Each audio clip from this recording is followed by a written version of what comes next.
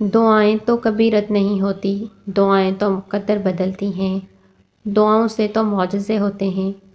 پھر جو چیز ملنی نہیں ہوتی یا جو شخص ملنا نہیں ہوتا، جو ہمارے مقدر میں ہوتا ہی نہیں، پھر کیوں اس کا خیال ہمارے ذہن میں بار بار آتا ہے؟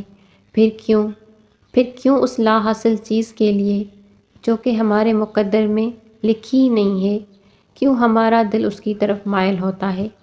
کیوں اللہ تعالیٰ اس چیز کی طلب ہمارے دل میں لگا دیتا ہے جس کو مقدر میں لکھا ہی نہیں ہے؟ جانتے ہو ایسا کب ہوتا ہے؟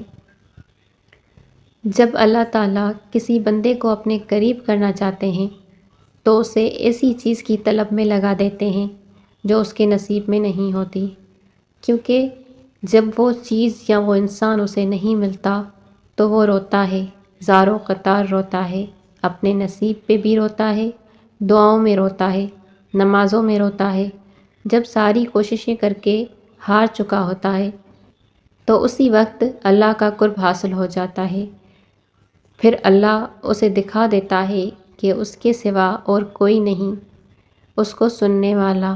اللہ سارے رشتوں کی حقیقت ہمیں دکھا دیتا ہے جن سے ہمیں بے پناہ محبت ہوتی ہے، اور پھر ایک وقت ایسا آتا ہے جب ہمیں ان محبتوں کی طلب باقی نہیں رہتی، دل ضد کرنا چھوڑ دیتا ہے، دماغ کو سکون مل چکا ہوتا ہے، اب ہمیں صرف اللہ کو راضی کرنے کی فکر لگی رہتی ہے۔ بہت خوش نصیب ہے وہ شخص جسے اللہ تعالیٰ کی محبت حاصل ہو جائے۔